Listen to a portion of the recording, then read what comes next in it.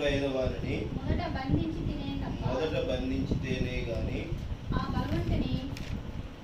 బంధించితేనే తప్ప ఆ బలవంతుని ఇంట చొచ్చి వారి సామాగ్రి దోచుకొనలేడు. బంధించిన ఎడల వారి ఇల్లు దోచుకొనవచ్చు. హల్లెలూయా.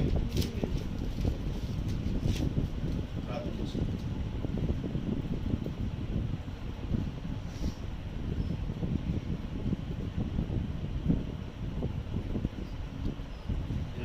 హల్లెలూయా. పరలోకమైన తండ్రి, పరిశుద్ధమైన తండ్రి ప్రభువా, చదవబడినటువంటి లేఖనం ప్రభువా, అది వివరించడం మాకున్నటువంటి జ్ఞానం ఏమాత్రం సరిపోదు తండ్రి ప్రభువా. సమస్త మర్మములు తెలిసిన దేవుడివి, సమస్త సృష్టికర్తవి ప్రభువా. ఏ సమయంలో ఏది సృష్టించాలో, ఏది నశింప చేయాలో, ఏది విరిచి వడ్డించాలో మీకునే తెలుసు తండ్రి ప్రభా. ఇదిగోనైనా చదవబడినటువంటి లేఖనము మరి ప్రభా, ఆ వాక్యములో ఉన్నటువంటి మర్మము, సంపూర్ణమైనటువంటి వివరణను ప్రభా మీరే రంగం ఎదుర్కొని నాకును కూడుకున్న నీ జనులను వింటున్నటువంటి నీ విశ్వాసముకు ప్రభా ఈ వాక్యం విరిచి వడ్డించగలుగుతారని కోరుకుంటున్నాను. సంపూర్ణంగా వివరించగలుగుతారని ఈ చిన్న ప్రార్థన ఆలోచిస్తున్నారని ప్రభు యేసుక్రీస్తున్నాము మనం చేసుకుంటున్నాము. హల్లెలూయా.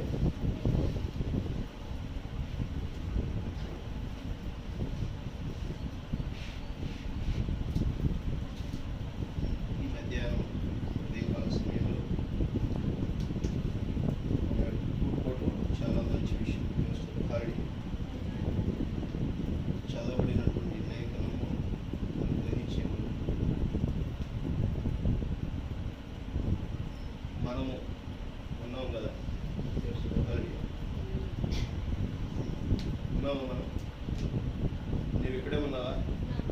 అమ్మే ఉన్నావా? నువ్వు జీవం కలిగే ఉన్నావా? నీవు ఉన్నావు అని అంటే లేను అనేటువంటిది నీకు కలిగినప్పుడే నీవు ఉన్నావు అనే విషయాన్ని దొంగలించబడినట్టు. హల్లెలూయా.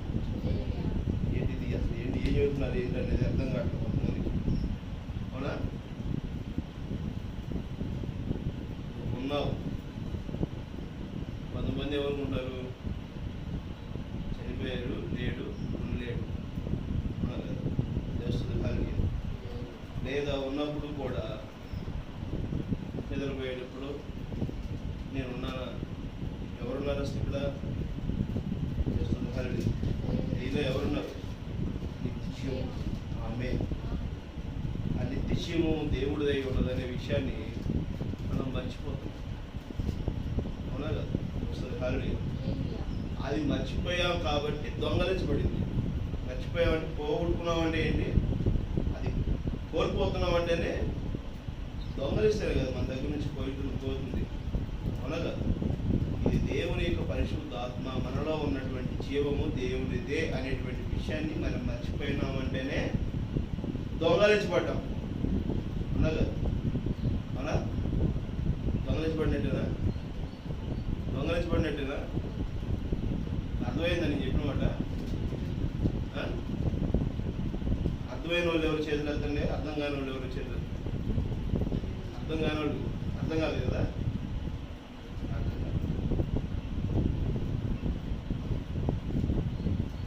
ఆది కాండం అర్థం కాని వాళ్ళు చదవాలి, వాక్యం తెలుసు. ఆది కాండం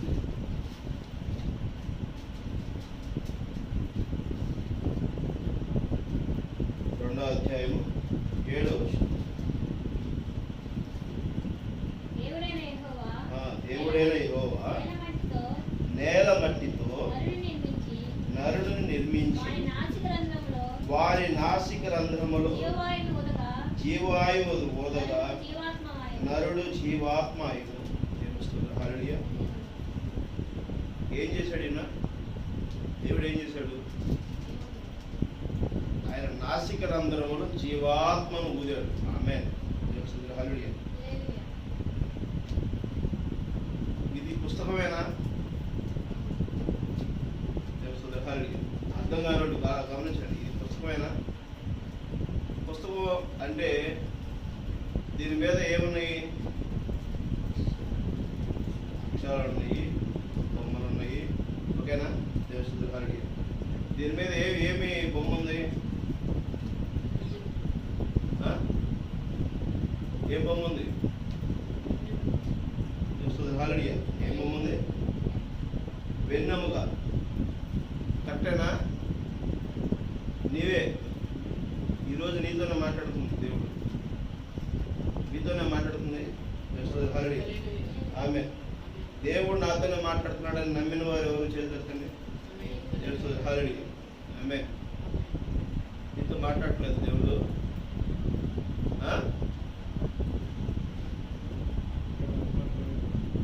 ఏంటిది? ఎట్లా అర్థం? నువ్వు నమ్మితే అర్థమవుతుంది. ఇది ఏంటిది? అడుగుతుంది మాటేనా? మాటే కదా? మాటేనా? దేవుడు లేడు నేనే ఉన్నాను అనుకుంటే అటువారు నిజంగా ఎంత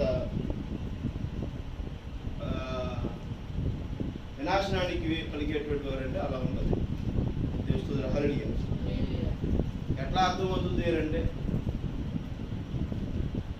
నీ మీద కాన్ఫిడెంటా నీకు?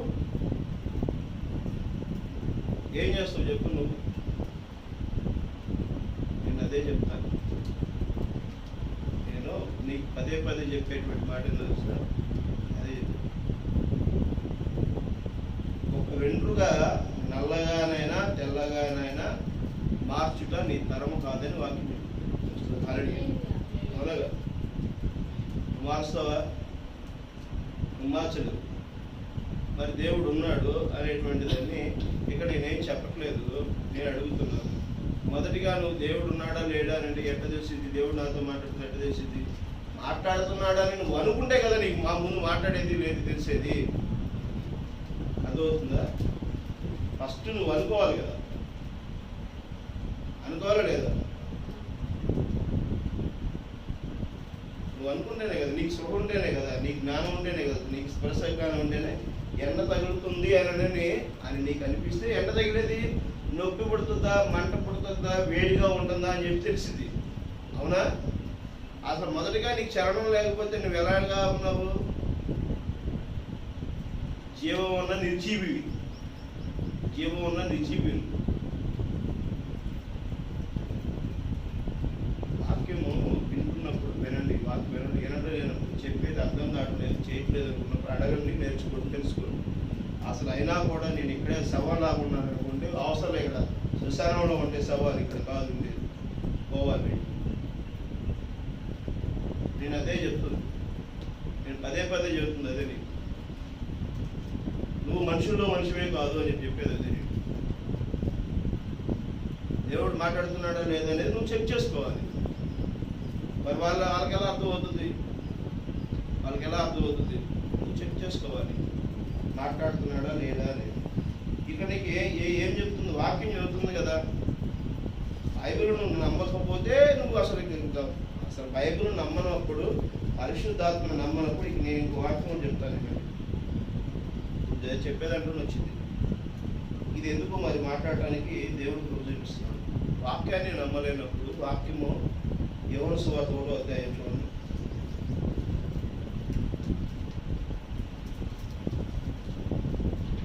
దేవుడు అంటే రూపం కాదు, దేవుడు అంటే రూపం కాదు. యోహాను సువార్త 3వ అధ్యాయం బైబిల్ పట్టుకుంటే తెలిసింది, బైబిల్ చదివితే తెలిసింది. దేవుడు అంటే ఒక రూపము, ఒక విగ్రహము, లేకపోతే ఒక చోట ఉండేటువంటి వ్యక్తి కాదు. దేవుడు సర్వ సృష్టికర్త అంటే సర్వం మొత్తం వ్యాపించున్నాడు దేవుడు. ఒక చోటనే నిర్దిష్టం పెడితే దేవుడు ఎట్లా అవుతాడు? ఆడి మనిషి అవుతాడు. దేవుడు అంటే ఎట్లా ఉంటాడు? మొత్తం ఉంటాడు, సర్వం మొత్తం ఉంటాడు, ఇక్కడే ఉంటాడు. జీవం ఉంటుంది, నిత్య జీవం ఉంటుంది, ప్రపంచం మొత్తం ఉంటుంది. నీకు ఆల్రెడీ చంద్రమండలం మీద జీవం గురించి కూడా మాట్లాడు. దేవుడు ఎట్లా మాట్లాడదు? నీతో ఎందుకు మాట్లాడతాడు? దేవుడు ఇచ్చిపెట్టి మాట్లాడతాడు. దేవుడు మాట్లాడే వాళ్ళతో మాట్లాడతాడు. ఆదియందు వాక్యమును, వాక్యము దేవుని యందును, వాక్యము దేవుడై ఉండును. తెలుస్తుంది హల్లెలూయా. ఆదియందు వాక్యమే ఉంది, వాక్యము దేవుని యొద్దే ఉండును, వాక్యము దేవుడై ఉండును. వాక్యమే ఉంది, పలకబడినటువంటి మూల విత్తనమే ఉంది. ఆ మూల విత్తు దేవుడి వద్దే ఉంది. ఆ పలకబడినటువంటి మూల విత్తనమైనటువంటి వాక్యమే దేవుడై ఉండును. ఆమేన్. అవుతుందా? మాట్లాడే మాటే దేవుడై ఉన్నాడు. ఎట్లా మాట్లాడుతున్నాడు? ఎట్లా మాట్లాడుతాడు దేవుడు? ఎట్లా మాట్లాడతాడు మా దేవుడు? నీకు వినబడేదే దేవుడు. ఆమేన్. ఓ అజ్ఞాని, నిద్రలేవు, నువ్వు అది చేయకు ఇది చేయకు అని చెప్పేదే దేవుడు. ఆమేన్. నిన్ను సరైన మార్గంలో పెట్టేదే దేవుడు. నువ్వు నిద్రలేవు అని చెప్పేదే దేవుడు. నీకు చెప్తున్న దాన్ని వినకుండా నువ్వు కూర్చుని ఉంటే నువ్వు రాయవే రప్పవే. ఎక్కడున్నది దేవుడు? నీకు ఎలా తెలిసింది దేవుడు? దేవుడు ఎలా తెలిసింది? మాట్లాడుతుంది ఎలా తెలిసింది? ఏంటనండి ఎలా తెలిసింది? నీలో ఉన్న జీవం అనేది నీకు తెలియట్లేదా? నువ్వు బతికిలేవా, చచ్చిపోయావా? నీ నోట్ల నుంచి మాట వచ్చేది, నువ్వు మాట్లాడే మాట దేవుడు కాదనుకుంటావా? నిర్విభాగుడుగా జీవిస్తున్నావు. ఎందుకు జీవిస్తున్నావు? ప్రకృతి సంబంధమైన ఆహారం ఎందుకు తింటున్నావు? నువ్వు అజ్ఞానమైనటువంటి జీవితంలో బతుకు. దేవుడు మాట్లాడుతున్నాడనే నమ్మకమే నీకు లేనప్పుడు నువ్వు బతుకుండే ఉపయోగం ఏంటి? చచ్చిపోయే ఉపయోగం ఏంటి? ఆయన ఆదియందు దేవుని యొద్ద ఉండెను, సమస్తము ఆయన మూలముగా కలిగెను, కలిగినది ఏదియు ఆయన లేకుండా కలగలేదు. నువ్వు పుట్టినదే దేవుడి వలన. ఆమేన్. నువ్వు పుట్టినదే దేవుడి వలన. నువ్వు ఆయన లేకుండా నువ్వు కలగలా. దేవుడు లేనిదే ఏ శిశువు కూడా భూమి మీదకి రాలేడు. దేవుడు ఉంటేనే వస్తాడు. ఒక భార్యాభర్తలు ఇద్దరు కలిస్తే శిశువు వస్తాడు అంటే మేమిద్దరమే అనుకుంటున్నారు. అది పోయిన వారం కూడా చెప్పాం, ఘర్షణ జరగాలి. అది మూడో ఆత్మ అయినటువంటి పరిశుద్ధాత్మ ఘర్షణ జరగాలి. చేస్తుంది హల్లెలూయా. దేవుని ఆత్మ, దేవుడు యొక్క మరి అభిషేకం లేకుండా, దేవుని యొక్క కృప లేకుండా జననం లేదు. అలా లేకుండా భార్యాభర్తలు కలిస్తే పిల్లలు పుడతారని చెప్పి అనుకుంటే అందరూ మరి పిల్లలు పుట్టాలిగా. చాలా మందికి ఎందుకు లేరు? అక్కడ దేవుడు లేడు. ఆమేన్. ఆడ జీవం లేదు, వాళ్ళ మధ్య ప్రేమ లేదు, మారు మనసు లేదు. చేస్తుంది హల్లెలూయా. అర్థమవుతుందా? దేవుణ్ణి ఎక్కడ చూస్తావు? నీకు ఒక నిర్దిష్టమైన ప్రణాళికతో చూస్తావు. ఎక్కడ చూస్తావు నువ్వు?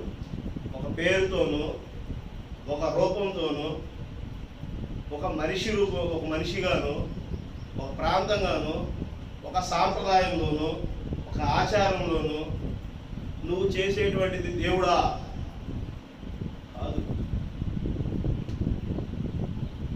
దేవుడికి కొలమానం లేదు. దేవుడిని ఒక చోట నువ్వు నిలబెట్టాలనుకోవటం కరెక్ట్ కాదు. అర్థమవుతుందా? దేవుడు సర్వంతర్యామి, సర్వ సృష్టికర్త అయిన రాజులకు రాజు, మహాప్రభు. దేవుడు అనేవాడు ఎవడు? నీలో నాలోను వ్యాపించిన దేవుడు. ఆమేన్. దేవుడు హల్లెలూయా. నీలో ఎంత జీవం ఉన్నదో, నాలో ఎంత జీవం ఉన్నదో అందరిలోనూ వ్యాపించిన వాడే దేవుడే ఉన్నాడు. ఒకరితో పోలిస్తే ఎలాగా దేవుణ్ణి? నువ్వు దేవుడు అనుకుంటే నీ దేవుడు కాదా? అక్కడ దేవుడు కాదా? అక్కడ దేవుడు కాదా? ఎవరు కాదు? దేవుడు కాదు. జీవం ఎవరిది? అందరూ దైవ సంబంధికులే. వారి వారి క్రియలు చొప్పున వారి వారి జీతం నేను ఇచ్చిదును అంటాడు. ఆమె వారి చేసుకునేటువంటి క్రియల వలన వారికి ఒక స్థానం ఇవ్వబడుతుంది. హల్లెలూయా. అర్థమవుతుందా? వారి మాట చొప్పున, వారి చేసే క్రియలు చొప్పున, వారి ప్రవర్తన వలన, వారి క్రమశిక్షణ వలన, వాళ్ళు మాట్లాడే తీర్థనులను బట్టి వాళ్ళకు ఒక స్థానాన్ని ప్రాబల్యం అవుతుంది, ప్రకటించబడుతున్నారు. అడవి పువ్వు పూస్తుంది, దానికి ఒక పరిమళం ఉంటుంది. మల్లె పువ్వు పూస్తుంది, దానికి ఒక పరిమళం ఉంటుంది. గడ్డి పువ్వు పూస్తుంది, దానికి ఒక పరిమళం ఉంటుంది. కాకపోతే ఆ పువ్వు పక్కనంత వరకు వచ్చి అంతటితోనే ఆగిపోతుంది ఆ పరిమళం. మల్లె పువ్వు ఒక 10 అడుగుల దూరం వరకు ఉంటుంది, సంపంగి పువ్వు ఒక 100 అడుగుల వరకు ఉంటుంది, లిల్లీ పువ్వు ఒక 60 అడుగుల వరకు ఉంటుంది సువాసన. దాని పరిమళం యొక్క వ్యాపింపి చేసేటువంటి స్థానాన్ని బట్టి వాటికి గుర్తింపు వస్తుంది. ఆమేన్. అర్థమవుతుందా? తెలుస్తుంది? ఇప్పుడు అర్థమైందా? అర్థం కాలేదా?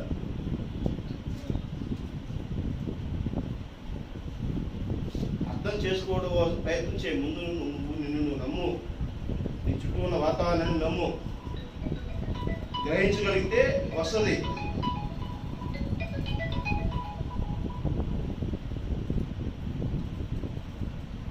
మనకి ఏ విషయాలు తెలియకుండా, మనం ఏమీ గ్రహించుకోకుండా ఉంటే ప్రయోజనం ఎలా ఉంటుంది?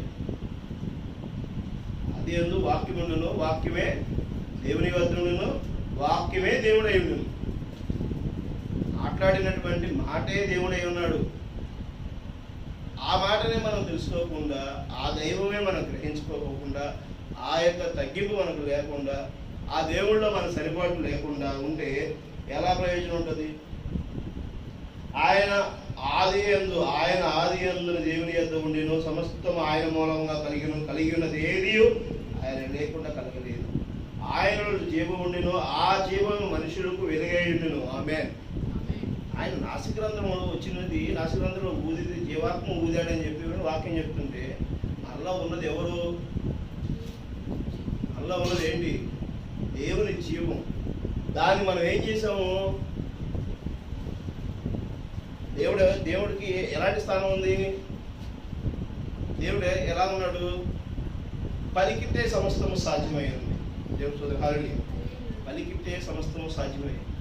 సర్వ సృష్టినే ఆయన పలికితే కలిగింది. భూమి కలుగును గాక అంటే భూమి కలిగింది, వెలుగు కలుగు గాక అంటే వెలుగు కలిగింది, చీకటి కలుగు గాక అంటే చీకటి కలిగింది. అర్థమవుతుందా?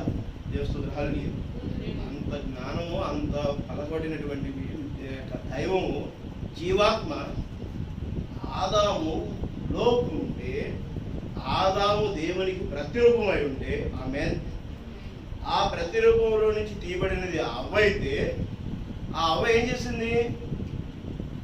ఆ అవ్వ దగ్గరకు వచ్చి చెబుతున్నాడు ఆదికాండం. చూడు, ఎప్పుడు చెప్తూనే ఉంటాం, ఎప్పుడు చెబుతున్నా కూడా అదే. ఎందుకు? చెప్పబడింది, విత్తబడినటువంటి మూల విత్తనము అపవాది దొంగిలించిపోతున్నాడు. దొంగిలించిపోతున్నప్పుడు దాన్ని స్థిరపరచడం కోసం, నాటపడటం కోసం, నిన్ను బలపరచడం కోసము ఆయనే దిగి వచ్చి, వాక్య రూపంలో ఆయనే దిగి వచ్చి ప్రభువైన యేసుక్రీస్తుగా ఒకసారి కలవరి శిలువలో రక్తం చిందించాడు, ఒకసారి కలవరి శిలువలో అప్పగింపబడ్డాడు. నువ్వు మోసపడితేనే, నువ్వు శిక్షకి పాత్రుదారు అయితేనే, నువ్వు దొంగలించబడటానికి అవకాశం ఇవ్వబడితేనే, నీ నిత్య జీవాన్ని నువ్వు కోల్పోతే నీకు జీవం ఇవ్వడం కోసం వచ్చాడు. మరలా నువ్వేం చేస్తున్నావు? పొదుగుకు అదే దొంగతనం, అదే వ్యవహారం, అదే స్వార్థం, అదే ఈ లోకపరమైనటువంటి జీవితం. ఎలాంటి లోకపరమైన జీవితం? ఇక్కడ ఉన్నాను, నేను ఇక్కడ ఉన్నాను, ఇది తినాలి, ఇది పట్టాలి, ఇది చెయ్యాలి, దీన్ని ఏలాలి, దీని మీద నాకు మోజుబడింది. ఈ బతుకే మనకి. ఇవన్నీ మన ఆధీనంలో ఉన్నాయనే విషయం తెలియట్లా. మనిషి ఆధీనంలో ఉన్నవి ఇవన్నీ. సమస్త భూమే ఆయన మనిషి ఆధీనంలో ఉంది. ఏలబడుటకు దేవుడు ఆశీర్వాదం ఇచ్చాడు.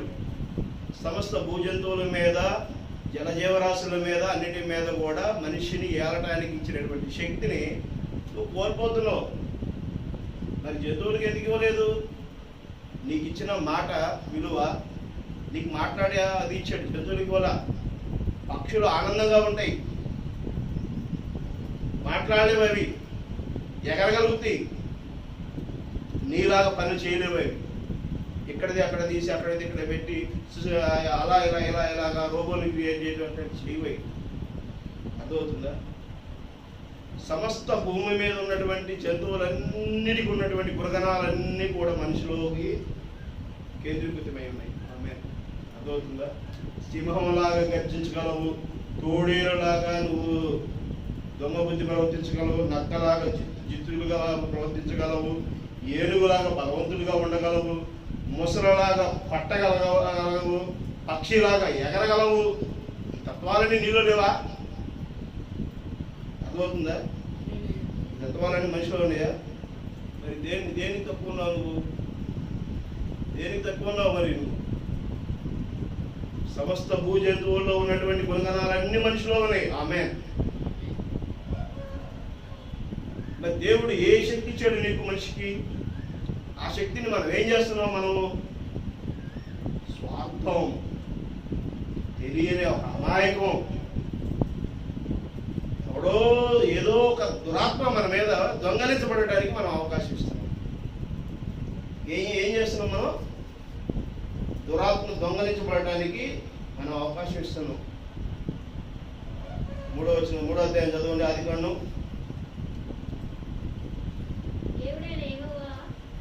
చేసిన సమస్త భూజంతువులలో సర్పం యుక్తిగలదై ఉండెను. అది ఆ స్త్రీతో, ఇది నిజమా? ఇది నిజమా? ఈ తోట చెట్టులో దేని ఫలములైన ఏందంట? ఇది నిజమా? ఎంత ఆశ్చర్యం, ఎంత వివేకం! ఇది నిజమా? చూసావా? ఎవరంటుంది ఇది? ఆదాం అంటల్లా, అవ్వ అంటల్లా, ఈ భూమి మీద జంతువులు ఏమంటల్లా. అంటుంది ఎవరో తెలుసా? సాతాను అంటున్నాడు. ఇది నిజమా? ఏంటంట నిజమనేది? ఎంత కీర్తి కలిగినాడు, ఎంత దుర్మార్గంగా ప్రవర్తిస్తున్నాడు. ఈ తోటలో చెట్లు దేని ఫలములను నైనా మీరు తినకూడదని దేవుడు చెప్పానా? ఈ తోటలో ఉన్న చెట్టు ఫలాలన్నీ ఏట్లో ఏదన్నా ఒక చెట్టు ఫలం తినకూడదని, ఏదన్నా ఫలం ఇదిగో ఈ ఫలం కాసేది తినకూడదని చెప్పాడా? నీకు చెప్పాడా అని చెప్పి అడుగుతున్నాడు. అబ్బాయి ఇలా అంటుంది చూడు అని అడిగిను. అందుకు స్త్రీ అవజవుతుంది, ఈ తోట చెట్ల ఫలములో మేము తినవచ్చును, అయితే తోట మధ్యనున్న చెట్టు ఫలములను గురించి దేవుడు మీరు చావకుండానట్లును వాటిని తినకూడదనియు వాటిని ముట్టకూడదనియు చెప్పినని సర్పము అనెను. హల్లెలూయా. ఏదైనా తోట ఎక్కడుంది? సంగతి దగ్గర తెలుసురా? ఏదైనా తోట ఎక్కడుంది? ఏదైనా తోట ఎక్కడుంది? ఏదైనా తోట అంటే ఎందుకు తెలుసా? హల్లెలూయా. ఏదైనా తోట ఎక్కడుంది?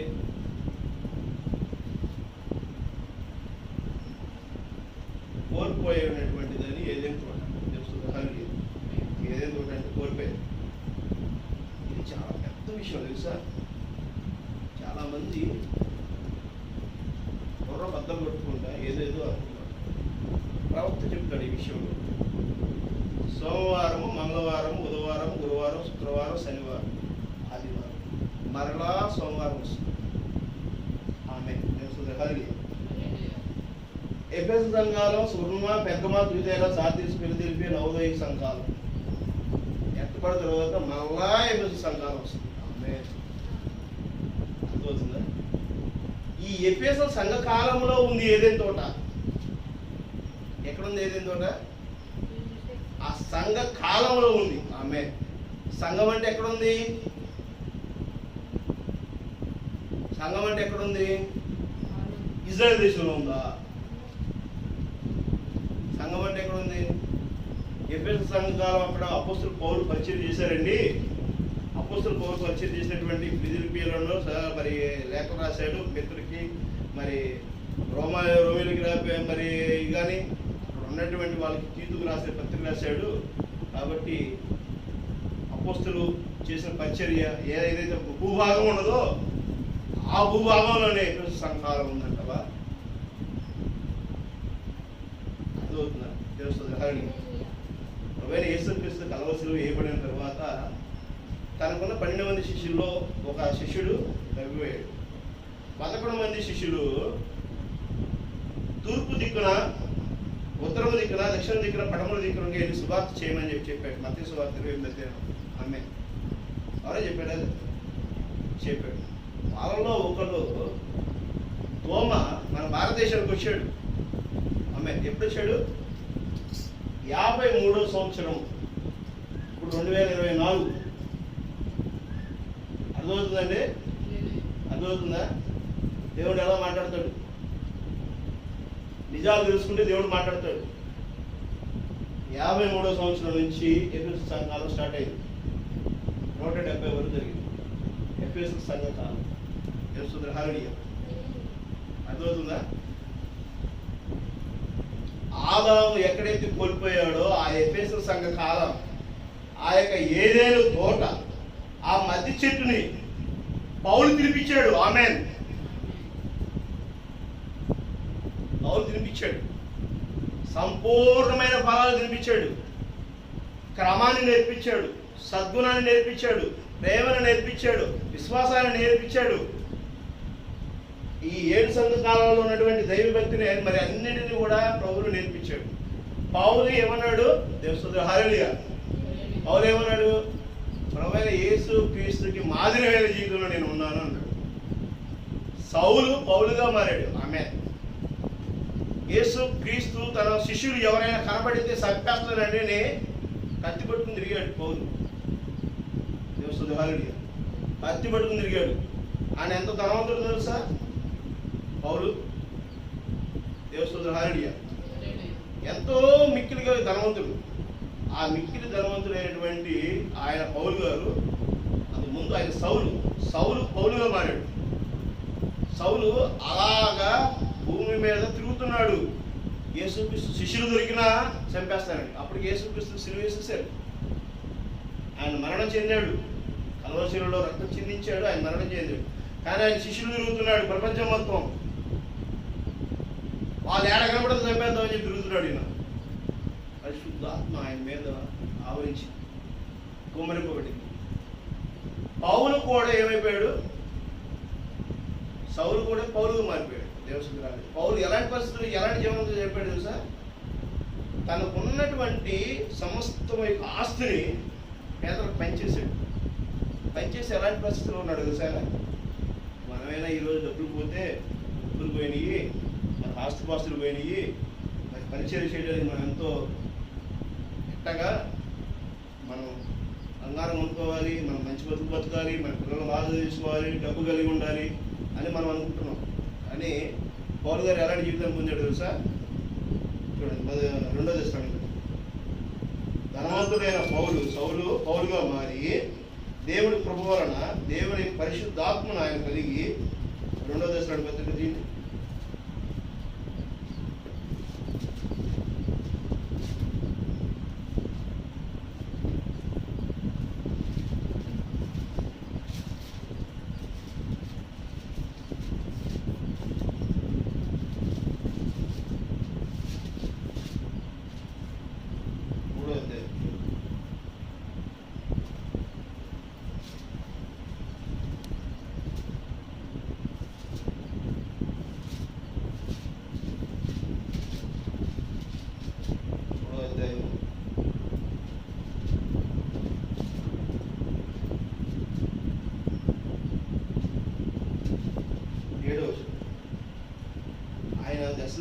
దశలోని రాస్తున్నాడు. పత్రిక రాస్తున్నాడు. ఆయన ఎలాంటి పరిస్థితుల్లో రాస్తున్నాడు? ఎలాగూ మమ్మును పోలి నడుచుకునవలెనో మీకే తెలియదు. దేవుడు హల్లెలూయా. అపోస్తలుల పోలి జీవితాన్ని మనం ఎలా కలిగి ఉండాలో మీకు తెలుసు. ఎలాగంటే ఆయన ఆల్రెడీ చెప్తా వస్తున్నాడు. 2వ దశలోని పత్రిక 2వ అధ్యాయం 3వ అధ్యాయం మొత్తం చదివితే మీకు అర్థమవుతుంది. పూర్తిగా చదివితే మీకు తెలుస్తుంది. మేము మీ మధ్య అక్రమముగా నడుచుకోనలేదు. ఏం చేశాడంట? అక్రమంగా నడుచుకోవాలా? ఎవరి యొద్దను ఉచితముగా ఆహారం పుచ్చుకొనలేదు. ఆమేన్. హల్లెలూయా. ఈరోజు ఎలా ఉంది పరిచర్య? దశమ భాగాలు ఇవ్వాలి. మీ ఇంటికి వస్తే బిర్యానీలు పెట్టాలి. మీ ఇంటికి వస్తే చికెన్ మాకు ఇవ్వాలి. మీ ఇంటికి వస్తే మాకు స్వాగతాలు మామూలు కాదు, మాకు భయపడిపోవాలి. మీరు ఏమంటాడు? ఉచితంగా మేము తినలేదు అన్నాడు. ఆయన ఉచితంగా తినలేదంట. మీ దగ్గర ఎవరి వద్దకు ఉచితముగా ఆహారం పుచ్చుకొనలేదు. మేము మీలో ఎవరికి భారముగా ఉండకూడదని ప్రయాసముతోనూ కష్టముతోనూ రాత్రింబవలు పనిచేయుచు జీవనము చేసితిమి.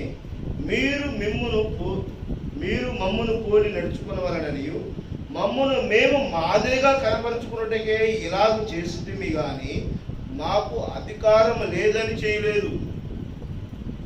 హల్లెలూయా. వాళ్ళకి అధికారం ఉంది, దశమభాగం తినే అధికారం ఉంది, సంఘాలలో వాళ్ళు ఆధిపత్యం చేసే అధికారం ఉంది. అయినా కూడా మేము మీకు మాదిరిగా ఉండడం కోసం, మమ్మల్ని పోలి మీరు నడుచుకోవడం కోసము, మమ్మల్ని పోలి మీరు ఆ జీవితాన్ని కలిగి ఉండటం కోసము, మేము ఒక క్రమశిక్షణ కలిగిన జీవితంలో నేను ఉంటూ మేము కష్టపడినది రాత్రింబవలు పని చేసుకుని, రాత్రిపూట పని చేసుకుంటే పగలు పని సువార్త చేసుకున్నాం, పగలు పని చేసుకుంటే రాత్రి సువార్త చేసుకున్నాం. మా జీవనం మేమే తింటున్నాం. ఎవరి దగ్గర ఉచితంగా మేమేమి ఆహారం తీసుకోవట్లా. మేము పని చేస్తేనే ఆహారం తిన్నాం. మేమైతే సువార్త అయితే, దేవుని యొక్క సువార్త అయితే వాటికి చెప్పడానికి అమ్ముకోవట్లా. ఆమేన్. అర్థమవుతుందా? ఈరోజు చర్చిల్లో సువార్త చెప్పేటువంటి వాక్యాన్ని అమ్ముకోవడం కోసం కాదు. దేవుడిని నిన్ను ఎంపిక చేసుకుంది, నన్ను ఎంపిక చేసుకుంది. దేవునికి ప్రతి స్వరూపముగా సేవకుడు నిలబడవలసి ఉన్నది. ఆమేన్. అర్థమవుతుందా? దొంగలించబడుతుంది. ఈరోజు సంఘంలో నుంచి ఏం దొంగలించబడుతుంది? నిత్య జీవాన్ని దొంగలించబడుతుంది. ఆ రోజు అన్న దగ్గర నుంచి ఏదైతే నిత్య జీవాన్ని ఆ సాతాను నిజమాను దొంగలించాడో, ఈరోజు సంఘంలో ఉన్న నిత్య జీవాన్ని కూడా ఆ విధంగా దొంగలించబడుతుంది. సంఘం అంటే ఎక్కడుంది? 4 గోడల మధ్యన ఒక బలిపీఠం పెట్టుకుని సేవ చేస్తుంటే కాపరి కింద ఉన్నటువంటి విశ్వాసం కలిగినటువంటిది సంఘం కాదు. ప్రపంచం మొత్తం వాక్యానికి లోబడిన జీవితంలో నడిసేదే ఒక సంఘమై ఉంది. ఆమేన్. వాక్య ప్రణాళికని ఎత్తుకుని ఒక సేవకుడు ఒక కట్టడి చేస్తాడు, ఒక క్రమాన్ని ఏర్పరుస్తాడు. బాసింగ్ గారు అద్భుతమైనటువంటి పరిచయం చేశాడు. ఆయన ప్రార్థనా పూర్వకంగా ఎంతో అద్భుతంగా చేశాడు.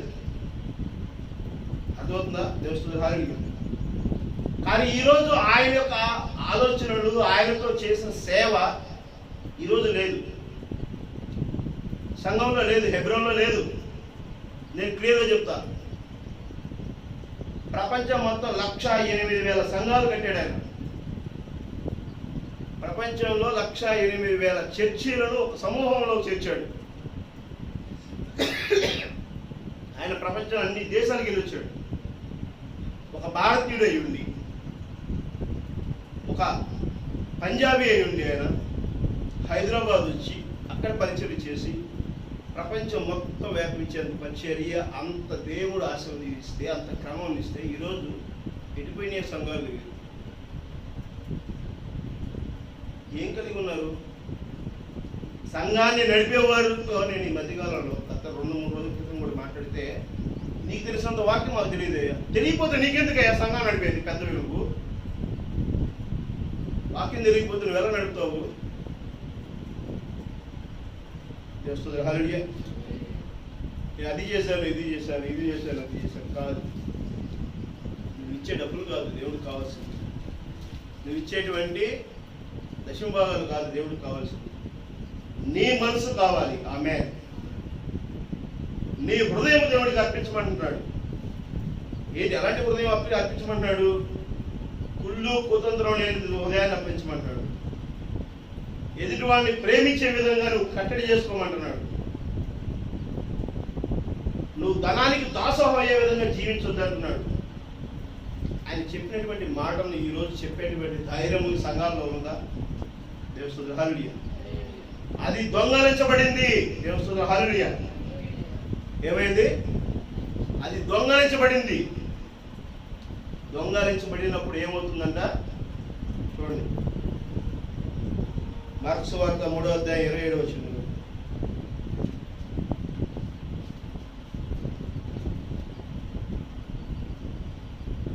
ఒకడు బలవంతుడైన వారిని మొదట బంధించితేనే తప్ప ఆ బలవంతుని ఇంటికొచ్చి వారి సామాగ్రి దోచుకొనలేడు. ఆమె అర్థమవుతుందా?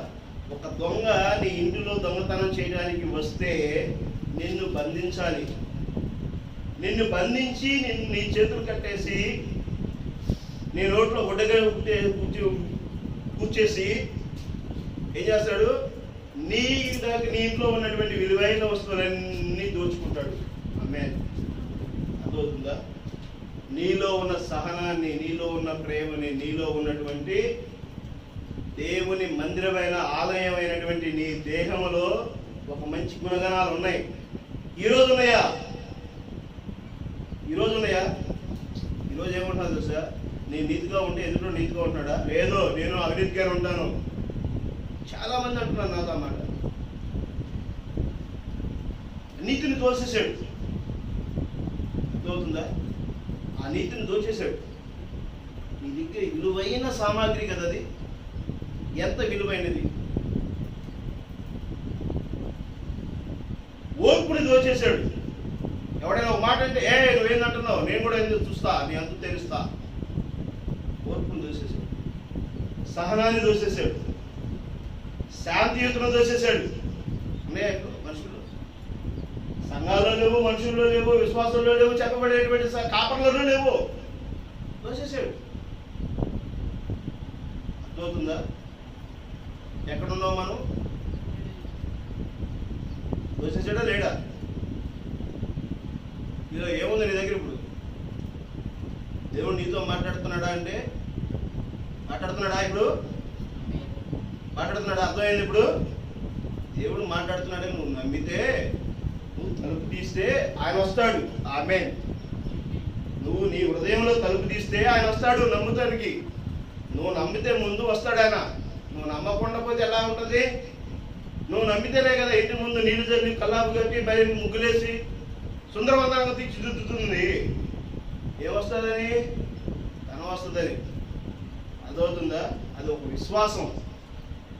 ఇంటి ముందు మరి ముగ్గులేసేందుకు లక్ష్మీదేవి వస్తుంది పొద్దున్నే అని చెప్పేసి అని అనేది చేస్తున్నారు. ఇది ఒకప్పుడు చెప్పారు కాబట్టి ఇంటి ముందు శుభ్రత ఉండడం కోసం దానికి ఒక చాలా సైంటిఫిక్గా అర్థాలు చెప్పారు. అలాగే ఇప్పుడు నువ్వు దేవుడు మాట్లాడుతున్నాడని నువ్వు ముందు నమ్మితే నిజంగా దేవుడు నీతో ఏం మాట్లాడుతున్నా తెలిసింది. ఆమేన్. నాకు ఎలా తెలిసింది? ఇలానే తెలిసింది. అర్థమవుతుందా? ఇలానే తెలిసింది. ఎలాగా? నీలో ఓర్పు, సహనం. మరి అన్ని దోషిస్తున్నాడు. ఈరోజు లేవు, సంఘంలో లేవు, ప్రపంచంలో ఎక్కడా లేదు, సంఘశాఖలో లేదు. ఇది వర్తమానంలోనే తెలియపరుస్తుంది. ఆమేన్. తెలియపరుస్తున్న దాన్ని నువ్వు గట్టిగా పట్టుకోవాలి. ఆమేన్. అర్థమవుతుందా? ఈ పట్టుకున్నప్పుడు నువ్వు కోల్పోతావు కొన్ని. ఏం కోల్పోతావు? నువ్వు పౌలు కోల్పోయినట్టుగా నువ్వు కూడా కోల్పోతావు. ఆమేన్. పౌలు రాత్రి కూడా పని చేసుకుని పగల వచ్చి స్వాప్ చేశాడు. అది నువ్వు కూడా చెయ్యాలి. నీ దగ్గరే డబ్బు రాదు, నీ దగ్గర జనం రారు, నీ దగ్గర డబ్బున్న వాళ్ళందరూ నీతో సహవాసం చేయరు. అర్థమవుతుందా? ఈరోజు ఎలా ఉంది? నీ దగ్గర డబ్బు ఉంటేనే నీ పక్కన ఉన్నవాడు నీ దగ్గరికి వస్తాడు. నీ ఇంట్లో వస్తువులన్నీ ఉంటేనే నీ దగ్గరికి వస్తాడు. నువ్వు లగ్జరీగా జీవిస్తున్నావు అంటేనే నీతో సహవాసం చేస్తాడు. నువ్వు మంచి దుస్తులు వేసుకుని తిరుగుతున్నావు అంటేనే నీతో సహవాసం చేస్తాడు. నీ దగ్గర బంగారు ఆభరణాలు ధరించి ఉంటేనే నిన్ను మనిషిగా గుర్తిస్తాడు కాదా? అర్థమవుతుందా? ఈరోజు సమాజంలో అదే జరుగుతుంది. అదే నీ ఒంటి మీద పడిన బంగారం లేకుండా, అదే ఒక నువ్వు నలిగినటువంటి చొక్కా వేసుకుని, నలిగిన దుస్తులు ధరించి, నీ మొహానికి ఫేషియల్స్ లేకుండా, నువ్వు పౌడర్లు కట్టుకోకుండా, తినటానికి తిండి లేక, నువ్వు మంచినీళ్ళు తాగుతా, నువ్వు ఒక పూరి గుడిసెలో ఉంటుంటే నీ వైపు ఎవరైనా చూస్తారా?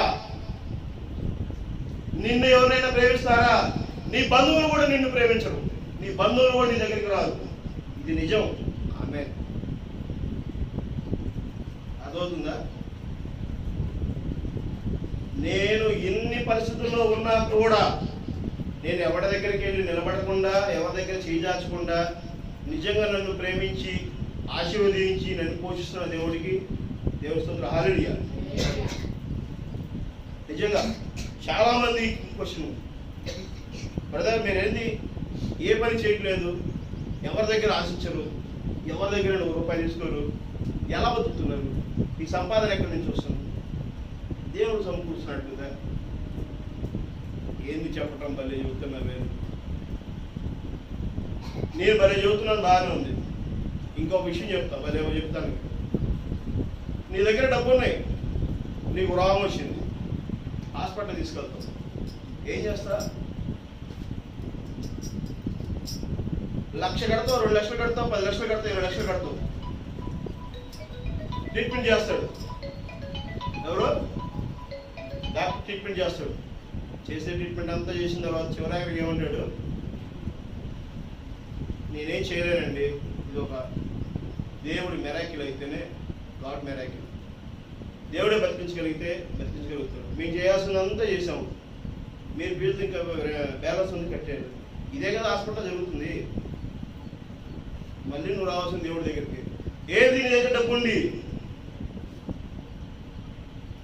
నీ దగ్గర డబ్బు ఉండి, ధనం ఉండి, నీ దగ్గర మరి స్నేహం ఉండి, నీకు పెద్ద పెద్ద పరిచయాలుండి, ఏది మరలా నువ్వు ఆ దేవుడి దగ్గరికి వెళ్ళాలి. ఆమేన్. ఆ దేవుడి దగ్గరకు వచ్చినప్పుడు మెరాకిల్ జరుగుతుంది. ఏం జరుగుతుంది? అరే రే రే నా బిడ్డ వచ్చాడు, తప్పిపోయాడు, తిరిగి వచ్చాడు. దేవుడిని ప్రేమిస్తాడా? ప్రేమిస్తాడా లేదు? ఎలా తెలుస్తుంది దేవుడు? మీ నేమ్ క్వశ్చన్ కదా. ఎలా తెలుస్తుంది దేవుడు? ఒక తండ్రి ఐశ్వర్యవంతుడు, ఇది వాక్యంలోనే ఉంది. దేవుని స్తోత్రం. ఇది వాక్యంలోనే బైబిల్లో రాయబడినటువంటి విషయం. నేను బయట విషయం కూడా చెప్తాను. ఒక తండ్రి ధనవంతుడు, 2 కుమారుడు ఉన్నారు. మొదటి కుమారుడికి, రెండవ కుమారుడికి ఇద్దరికి ఆస్తి సమానంగా పంచాడు, అయిపోయింది. ఒక కుమారుడు వెళ్ళాడు, విలాసవంతమైన జీవితాన్ని పొందాడు, ఉన్న డబ్బంతా పాడు చేసుకున్నాడు, తనకు ఉన్నదంతా పోగొట్టుకున్నాడు, తన కుటుంబం అంతా చెల్లాచెదిరైపోయింది. ఏం చేయాలో తెలియదు, దిక్కుదోషం పరిస్థితుల్లో తినడానికి తిండి లేక మరి అలమటిస్తూ మట్టి తిని, తను కూర్చున్నటువంటి మూత్రాన్ని కూడా తిని బతికినటువంటి రోజుల్లో ఇక నా వల్ల కాదు, నా తండ్రి దగ్గరికి వెళ్దామని చెప్పేశానని తిరిగి వాళ్ళ నాన్న దగ్గరికి వెళ్ళి ఎదురు కనపడ్డాడు. కనపడంగానే ఆ తండ్రి ఏం చేశాడు తెలుసా? ఆ కుమారుడిని పరిగెత్తుకుంటూ వెళ్ళి కౌగిలించుకుని మెడ మీద ముద్దు పెట్టి, ఏనాన్నా ఎట్లా ఉన్నావు ఏంటి అని చెప్పేశానని ప్రేమగా అడిగి, ఎన్నావనరా తినరా అని చెప్పేశానని తీసుకెళ్ళి అన్నం పెట్టి తన దగ్గర ఉన్నటువంటి సంపద మరలా అతనికి ఇచ్చాడు. ఇది వాక్యం రాయబడింది. ఇది వాస్తవమా కాదా? ఆమేన్. నువ్వు చేస్తావా లేదా? నేను చేస్తానా లేదా? నా పిల్లాడు రేపు పిల్లలు పుట్టిన తర్వాత చేస్తాడా లేదా? చేస్తాడా లేదా? ఇది జరిగే క్రియ. అది దేవుడు ఎక్కడున్నాడు? మరి దేవుడు మాట్లాడుతున్నాడు, ఎలా తెలిసింది? ఎలా తెలిసింది? దేవుడు మాట్లాడుతాడు ఎలా తెలిసింది? క్రియ చొప్పున తెలిసింది. దేవుడు హల్లెలూయా. ఆ క్రియ చొప్పున దేవుడిని గుర్తించడం కోసమే దేవుడు ఆదాముని భూమి మీద తీసుకొచ్చాడు. ఆదాముని భూమి మీదకి ఎక్కడి నుంచి తీసుకొచ్చాడు? పక్క గ్రహం నుంచి తీసుకురాలి. ఆయన నేల మట్టితో నిర్మించబడినటువంటి ఆదాము జీవనాశి గ్రంథములో జీవాత్మను ఊదాడు. అర్థమైందా? ఆయనను చేసినట్టుగా మళ్ళీ అవన చేయలా, నేల మట్టితో తీసి మళ్ళీ బొమ్మ చేయలా. మీరు చెప్పేటువంటి ఎంతవరకు ఉందో ఒకసారి ఆలోచించండి. అయ్యా నేను చెప్పేది కొద్దిగా అర్థం చేసుకోండి. బ్రహ్మ అనే వ్యక్తి ఉండి ముగ్గురిని పొద్దుగో మనుషులు తయారు చేస్తా కూర్చున్నాడు అంటే ఆయన అలిసిపోతాడు. అర్థమవుతుందా? ఆదామును ఒక్కడే తయారు చేసాడు దేవుడు, మరలా తయారు చేయలా. ఆదాము యొక్క గాఢ నిద్రలో తీసుకెళ్ళి ఆయన పక్కన గురించి అవను తయారు చేశాడు. ఆదాము అవ్వ కలిస్తే కయ్యోను పుట్టాడు, హేబేలు పుట్టాడు. కయ్యోను అపవిత్రాత్మ కాబట్టి ఆయన పక్కన పెట్టేశాడు, హేబేలునైనా కయ్యోను చంపేశాడు. అర్థమైందా?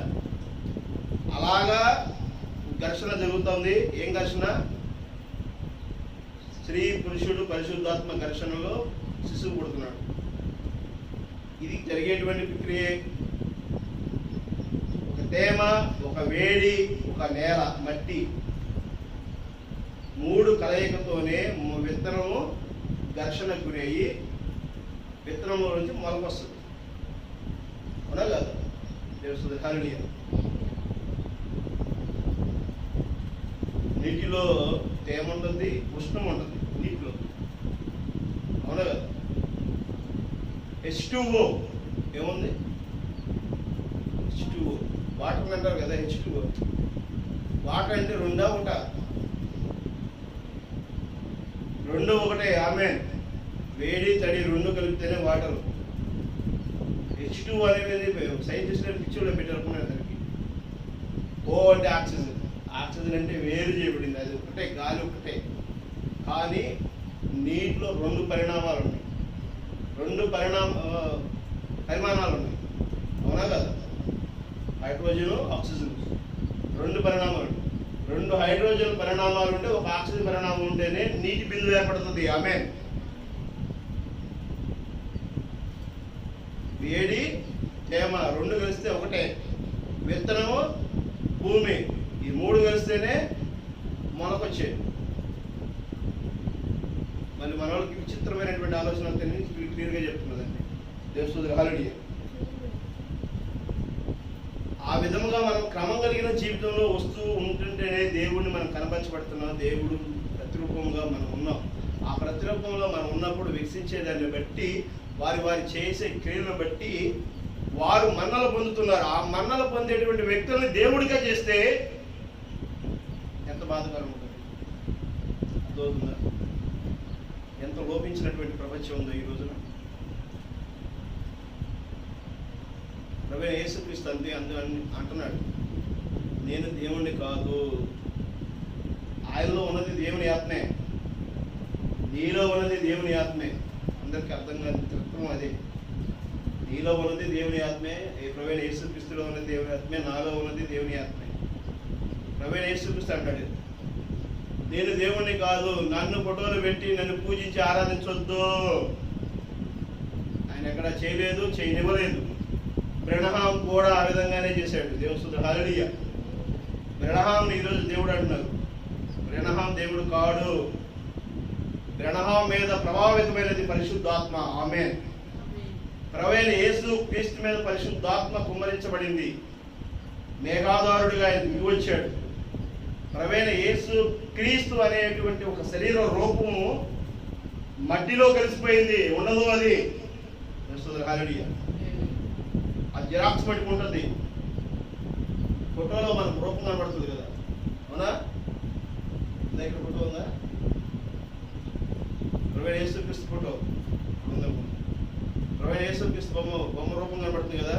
ఆ రూపం 1000 పాలన కనబడుతుంది. ఆమేన్. అక్కడ ఉంటుంది ఇంతే రూపం. మళ్ళా ఆ రూపంతో మళ్ళా పోలిన వాడు ఉండరు. ఆదాము రూపము ఆదాముదే, బ్రహ్నాం రూపం బ్రహ్నాముదే. మరలా మారడు. ఒకళ్ళు ఉంటారు కంటిన్యూగా. ఒక ఇంట్లో కుటుంబంలో 6-7 ఒకే మొఖాలు కలిగిన ఉంటారు. తల్లి, కూతురు, మనవరాలు, మనవాళ్ళు ఒకే రూపం ఉంటారా ఉండరా? ఒకే ఒక ప్రింట్. కానీ కొన్ని మార్పులు ఉంటాయి. అర్థమైందా?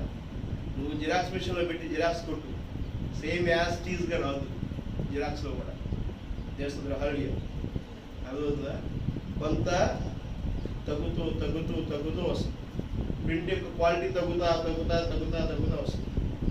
ఇలానే వస్తుంది. దేవుడి యొక్క రూపంలో నువ్వు నేను ఉన్నాం. ఆదాము కోరినటువంటి జీవితంలో అబ్రహాం సంతానంగా మనం ఉన్నాం. ఆమేన్. అలా ఏమవుతుంది? షైన్ అయ్యాం. కొన్ని రూపాలు మారుతూ వస్తున్నాయి. ఏ రూపాలు? డార్విన్ సిద్ధాంతం చెప్పినట్టు కాదు. డార్వినే చెప్పాడు నేను చెప్పిన సిద్ధాంతం రాంగ్ అని చెప్పి ఆయనే చెప్పాడు. కానీ మళ్ళీ ఆయన సిద్ధాంతాన్ని మోస్తారు ఉంటారు ఇప్పటికి కూడా. డార్వినే చెప్పాడు పొద్దు నుంచి మనిషి వచ్చాడని చెప్పి సిద్ధాంతం నాకు చెప్పింది తప్పు అని చెప్పి డార్వినే చెప్పాడు. చెప్పిన మాటలు తీసేస్తారు, చెప్పిన దాన్నే చెబుతూ ఉంటారు సైంటిస్టులు. మళ్ళీ గొప్ప మేధావులందరూ అంటే ఏదో ఒకదాన్ని చూపించి సంపాదించుకోవాలి. ఈరోజు అదే జరుగుతుంది సంఘాల్లో కూడా. తెలుస్తుంది హాని అర్థమవుతుందా? ఇది కాదు, దేవుణ్ణి చూపించి నువ్వు చేయటం కాదు. అపోస్తల పౌలు చూపించి చేయటంలా. అపోస్తల పౌలు తన యొక్క శరీరానికి కావలసిన ఆహారాన్ని మరి బతికొనడానికైతే తిని బతికాడు, కానీ నిజమైన వాక్యాన్ని ప్రకటించాడు. మరి నీకును నాకును దేవుడు ఇచ్చినటువంటి కృప చొప్పున మనం అదే విషయాన్ని మనం చెప్పవలసినది. ఆమె ప్రకటన గ్రంథం 22వ అధ్యాయం 18వ వచనం చేయండి. ప్రకటన గ్రంథం 22వ అధ్యాయము 18వ వచనం.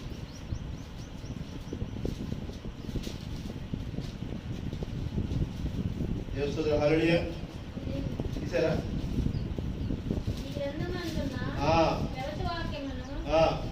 నిన్ను ప్రతి వానికి నేను సాక్ష్యం ఇచ్చినదేమనగా, ఎవడైనాను నీతో మరి ఏదైనాను కలిసిన ఎడల ఈ గ్రంథంలో వ్రాయబడిన తెగుళ్ళు దేవుడు వానికి కలుగు చేయను.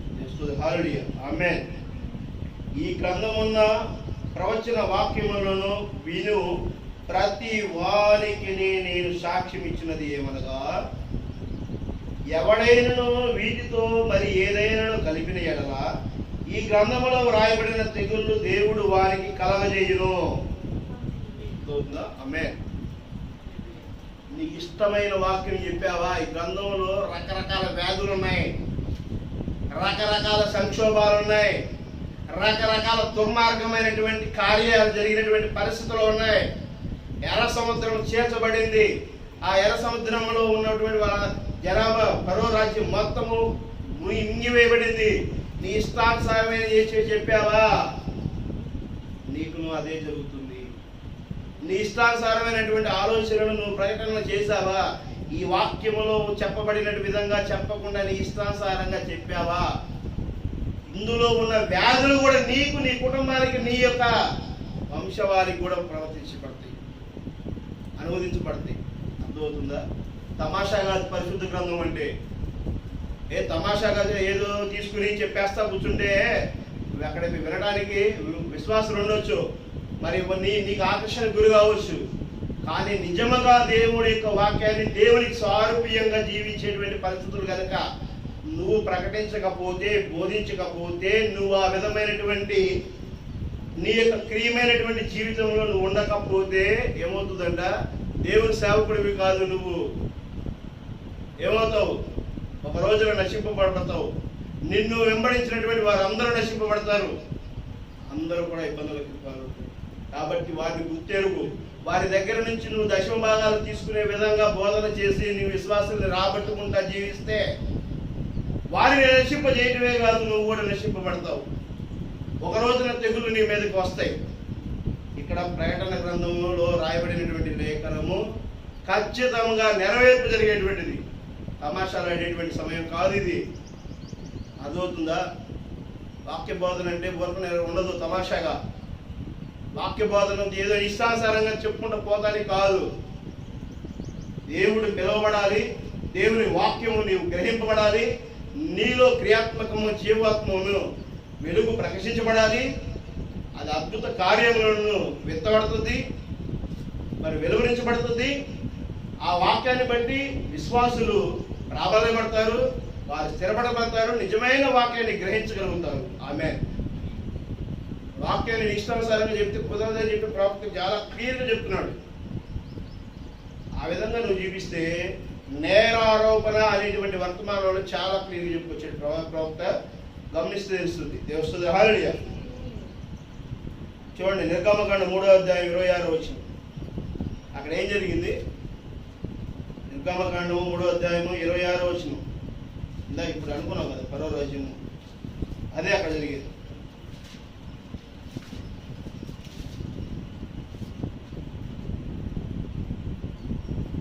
నిర్గమకాండము 3వ అధ్యాయము 26వ వచనం.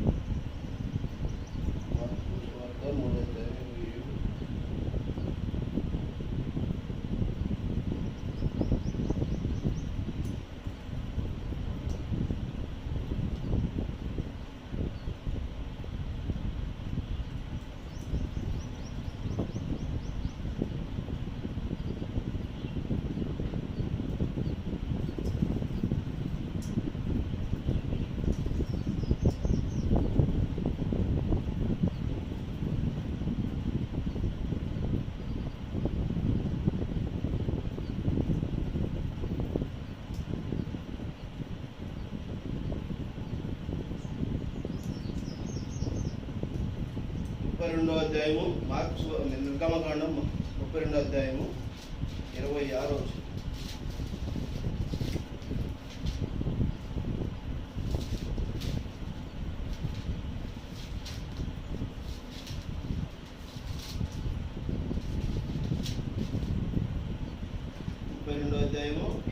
మోషే పాలెము యొక్క ద్వారమున నిలిచి ఎక్కడంట? పాలెము యొక్క ద్వారమున నిలిచి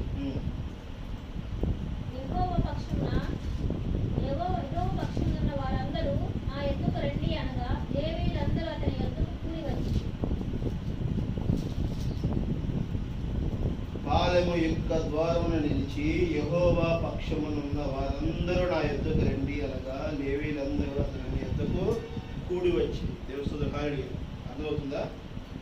దేవుని యొక్క రాజ్యంలోనికి ప్రవేశించడానికి ఎవరైతే కూడుకున్నారో రమ్మని చెప్పేస్తానని మోషే ఏ విధంగా పిలిచాడు. ఈరోజు ప్రవేణ యేసుక్రీస్తు కూడా వధువు పక్షాన్ని నిలబడిన వారు, వధువుకుని అని గుర్తిరిగిన వారు, మరి ఆ పెళ్లి కుమారుని ఎదుర్కొంటకు సిద్ధపడిన వారు మరి సిద్ధంగా ఆయన దగ్గరికి రావడానికి కూడుకోవాల్సి ఉంది. ఆమె ఆయన మోషే పిలుస్తున్నాడు. ఈ రోజు కూడా మోషేని పిలుస్తాడు. ఆ రోజు మోషే కనాను దేశానికి వెళ్ళలేదు, కనాను దేశానికి వెళ్ళాల, మరలా ఈ రోజు మన మధ్యకి రావాల్సి ఉంది. ఆమె మోషే ఏరియా ఆత్మలు ఈ రెండు కూడా మన మధ్య సంచరించవలసి ఉన్నది. ఆ మోషే మనకు చెప్తాడు, ఎవరైతే వధువు యొక్క స్థిరత్వంలో ఉన్నారో, పెళ్లి కుమారులు ఎదుర్కొంటూ సిద్ధపడి ఉన్నారో మీరు రండి అని అంటారు. అప్పుడు ఎవరైతే ఆ రోజు కనాను దేశానికి వెళ్ళేటువంటి 20 లక్షల మంది జనాభాలో దేవుని యొక్క మరి మనసు ఎరిగిన వారు, దేవుని కావాలనుకున్న వారందరూ నా యొద్దకు రండి అని అన్నారు. యెహోవా పక్షమున ఉన్న వారందరూ నా యొద్దకు రండి అన్నప్పుడు, ప్రభువైన యేసుక్రీస్తు పక్షాన ఉన్న వారు అందరూ నా దగ్గరికి రండి అని అన్నప్పుడు ఆ వైపున ఎప్పుడైతే వెళ్ళగలుగుతున్నామో అప్పుడు ఆయన ఏం చేస్తాడు? కనాను దేశానికి పంపిస్తాడు. దేవుని హల్లెలూయా. అలాగే నిత్యమైనటువంటి ఎఫెసు సంఘ కాలంలోనికి వెళ్ళగలుగుతాం.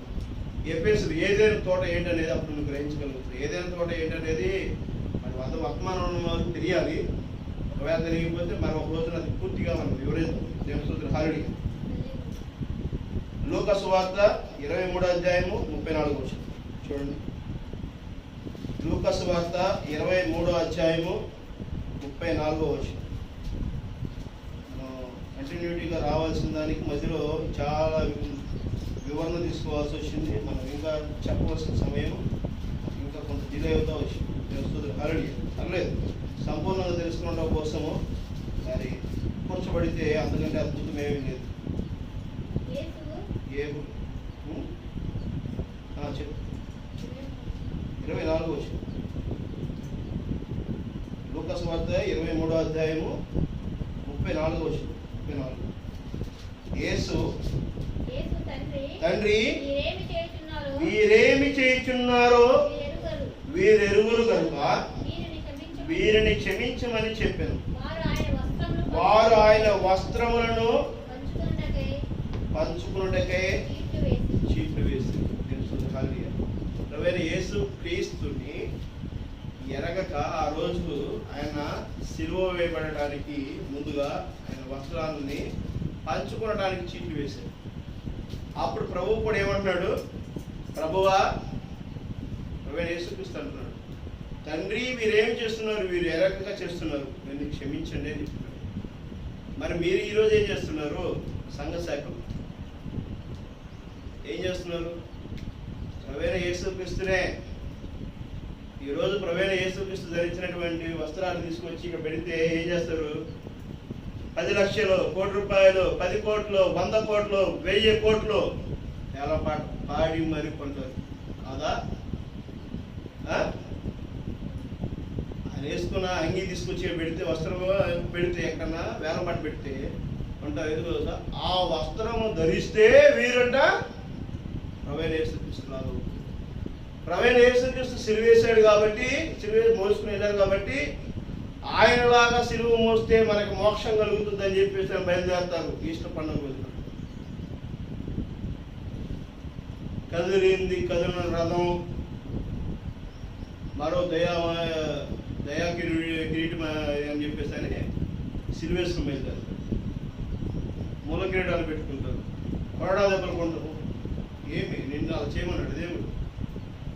ఒకసారి చేసావు కదా, నిజదేవుడిని నువ్వు కొట్టావుగా, చేశారా లేదా? నీ తండ్రి చేస్తేనే, నీ తాత ముత్తాతలు చేస్తేనేమి, నీ వారే, నీ మనిషి రూపంలో ఉన్నటువంటి వారే చేసింది, అవునా కదా? మళ్ళా చేస్తావు నువ్వు. ప్రవేణ యేసుక్రీస్తు నిజదేవుడు అని చెప్పి తెలుసుకుని నువ్వు దేవుడిని కొడతావా? నీ లోకరక్షకుడు ఆయనే చెప్పుకుంటూ కొడతావా? ఇంకా నీ పాపాలు కడిగిన దేవుడు ఆయన అని చెప్పి తెలుసుకొని మళ్ళీ కొడతావా నువ్వు? చేస్తారు అలాగా? తప్పు కదా? దేవస్థానాలు. మరి ఏ పరిస్థితిలో ఉన్నాం మనం? మరలా అదే ఆచారం, మరలా అలాగే మనం సినిమా తీయాలి, మనం అలాగే సినిమాలు చూపించాలి. సినిమాలు చూపించడానికి నువ్వు వేసే వేషధారాల జీవితాలు కాదు దేవుడు కావాల్సింది. నీ యొక్క పరిశుద్ధాత్మ జీవితం నువ్వు కలిగి ఉండాలి. దేవుడు హల్లెలూయా. నువ్వు నిజమైనటువంటి పౌలు చెప్పినటువంటి క్రియలు కలిగినటువంటి జీవితంలో నువ్వు ఉండాలి. పరిశుద్ధాత్మ ఏం చెప్పబడుతుందో అది చెయ్యాలి. మరి వాక్యం ఏం చెబుతుందో దాన్ని నువ్వు ఖచ్చితంగా అనుసరించి నడవలసి ఉన్నది. దేవుడు హల్లెలూయా. ఆ జీవితంలో నువ్వు నేను లేకపోతే మన జీవితం వ్యర్థమైంది. దేవుడు హల్లెలూయా. యోహాను సువార్త 14వ అధ్యాయము 19వ వచనం. యోహాను సువార్త 14వ అధ్యాయము 19వ వచనం.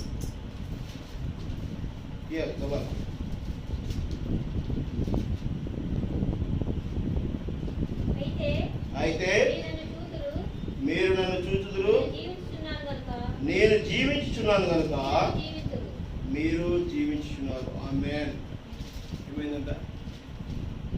ఏమైందంటే ఇప్పుడు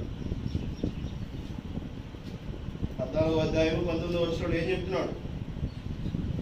అయితే మీరు నన్ను చూచుదురు, ఆమేన్, నేను జీవించుచున్నాను కనుక మీరును జీవింతురు. జీవించే ఉన్నావా? దేవుని యొక్క జీవాత్మ ఆదాము నాసిరంధ్రులలో ఊదితే ఆ జీవము మరలా మన మధ్య ఉన్నదా? నాడు ప్రవేణ యేసుక్రీస్తు జీవించున్నాడు. నేడు నిరంతరం ఏకరీతిలో ఉన్న దేవుడు. ఆమేన్. అవునగా ఆయన ఏకరీతిలోనే ఉన్నాడా లేడా? ఆ మాట చెప్తున్నాడా? నేను జీవించుచున్నాను కనుక మీరును జీవితులు. నువ్వు జీవించి ఉన్నావంటేనే ఆయన జీవించి ఉన్నాడు. ఆయన ఉన్నాడంటేనే దేవుడే ఉన్నాడు. ఆమేన్. అర్థమైందా ఇప్పుడు నీకు? దేవుడు మాట్లాడతాడా లేదా? దేవుడు ఉన్నాడా? నువ్వు జీవించి ఉన్నావంటేనే ఆయన ఉన్నాడు. ఆమేన్. మనం ఉన్నామంటేనే దేవుడు ఉన్నాడు. మన నాసికరంధ్రంలో జీవాత్మ ఉందాడు. మనలో ఉన్న జీవమే ఆయన ఉన్నాడు. ఆమేన్. ఇంకెక్కడున్నాడు దేవుడు? ఎక్కడికో పోతాం మనం. నువ్వు కదా దేవుడికి ప్రకటించాల్సింది, అవునా కదా? నువ్వు కదా నీతిని ప్రకటించాల్సింది, నువ్వు కదా నిజాయితీ ఉండాల్సింది, నువ్వు కదా ప్రేమించే గుణగణాలు కలిగి ఉండాల్సింది, నువ్వు కదా సరైన మార్గం నడవాల్సింది, శాంతియుతంగా ఉండాల్సింది, కృప కలిగిన జీవితంలో ఉండాల్సింది, జాలి కలిగిన జీవితంలో ఉండాల్సింది. ఏది మరి నీలో? నువ్వు అలా ప్రతిష్ఠించబడినప్పుడు, అలా నువ్వు కలిగి ఉన్నప్పుడు, అలా నువ్వు నిరూపించబడినప్పుడు, నువ్వు అలా ప్రకటించబడుతున్నప్పుడు నీలో ఉన్నటువంటి గుణగణాలు, దేవుని గుణగణాలు నీలో ప్రకటిస్తున్నప్పుడు ఆయన ఏమంటున్నాడు? ఆయన నీలో ఉంటాడు. ఆయన నీలో ఉండాలి అంటే ఆయనకి నువ్వు పోలికలయ్యే జీవితంలో ఉండటం కోసం చాలా వదిలేసుకోవాల్సి ఉంది. ఆమేన్. అర్థమవుతుందా? ఆయన నీ వెంట ఉండేటప్పుడు చాలా కోల్పోతావు. ప్రవేణ యేసుక్రీస్తు కూడా అలాగే మరి ఆయన గిన్నె బోర్లించబడ్డాడు. ఆమేన్. గెత్సెమనే తోటలో ఆయన నల్లగా కొట్టుకున్నాడు. ప్రభువా, నన్ను నేను కలవసలకు అప్పగింపబడడానికి నీ చిత్తమా ప్రభువా అని చెప్పేసి ప్రార్థన చేశాడు, ఏడ్చాడు. 3 సార్లు కొండ దిగి వచ్చాడు ఆయన. ఏమిది నువ్వేది? నీ తోటలో నువ్వేం నలగొట్టబడుతున్నావు? నీ గిన్నె ఏం బోర్లించుకోబడుతున్నావు? నిన్ను నువ్వే సరి చేసుకుంటున్నావు? నీలో ఏ తగ్గింపు ఉన్నది? అర్థమవుతుందా? ప్రవేణ యేసుక్రీస్తు చెప్పింది, లేకపోతే బైబిల్ పట్టుకుని ఏదో నేను చర్చికి వస్తున్నాను, నేను రోజు ఉదయం నుంచి సాయంత్రం దాకా ప్రార్థన చేసుకుంటున్నాను, తెల్లవారుజాము నుంచి ప్రార్థన చేసుకుంటున్నాను, సాయంత్రం ప్రార్థన చేసుకుంటున్నాను, సేవకులకి నేను ఏదో కానుకలు ఇస్తున్నాను. కానుకలు ఇచ్చి వెళ్ళి నువ్వు ఇష్టానుసారమైన జీవితాన్ని పొంది ఉంటే, ఈ లోకపరమైనటువంటి జీవితాన్ని కలిగి ఉంటే ఎలాగా? అర్థమవుతుందా? దేవుడు హల్లెలూయా. నేను ఒక సంస్థలో పనిచేస్తుంటే వాళ్ళు ఒకటే మాట చెప్పేవారు, నువ్వు మా సంస్థలో పనిచేస్తున్నావు, నువ్వు ఎక్కడికి వెళ్ళి ఏదైనా పని చేస్తే రిఫ్లెక్ట్ మా సంస్థ వస్తుంది. ఏమొస్తుంది? రిఫ్లెక్ట్ మా సంస్థ వస్తుంది. సో మాకున్నటువంటి నిబంధనలను బట్టి, మాకున్న రూల్స్ అండ్ రెగ్యులేషన్స్ని బట్టి నువ్వు జీవించాల్సిందే అని చెప్పి నేను గతంలో ఒక సంస్థలో పనిచేస్తాను. అర్థమవుతుందా? ఎక్కడికైనా నువ్వు వెళ్ళు, ఏదైనా చెయ్యి. సంస్థ, ఒక కంపెనీ, ఏదైనా ఒక ఫరము, ఒక ఆర్గనైజింగ్, ఒక గవర్నమెంట్ కొన్ని నియమ నిబంధనలు కలిగినటువంటి ప్రణాళిక ఉంటుంది. ఆ నియమ నిబంధనలు కలిగి ఆ విధమైనటువంటి ప్రణాళికబద్ధంగా నువ్వు జీవించలేకపోతే ఆ ఆర్గనైజ్ కానీ, ఆ గవర్నమెంట్ కానీ, ఆ సెక్టార్ కానీ, ఆ వ్యవస్థ ఉన్నది కానీ ఏదైనా సరే నిన్ను డిస్మిస్ చేస్తుంది, తొలగిస్తుంది. అవునా కాదు? ప్రభువైన యేసు క్రీస్తు కూడా ఉన్న నియమ నిబంధనలు ఎలాంటివి? తండ్రిని పోలిన జీవితంలో నేనున్నాను, ఆవే మాదిరిగా మీరున్నారని అపొస్తలుల పౌలు కూడా ఏ విధమైన జీవితాన్ని కలిగి ఉన్నాడో, ప్రవక్తలు మరి 7 సంఘకాల ప్రవక్తలు కూడా అలాగే జీవించి ఉన్నారు. అలా సంఘాలను కట్టారు. అలా సంఘాలను కట్టినవి బోధించబడినవి వారు ప్రవర్తించినటువంటివన్నీ కూడా నువ్వు నడవలసి ఉన్నది. ఆమేన్. పౌలు ఏం చెప్తున్నాడు?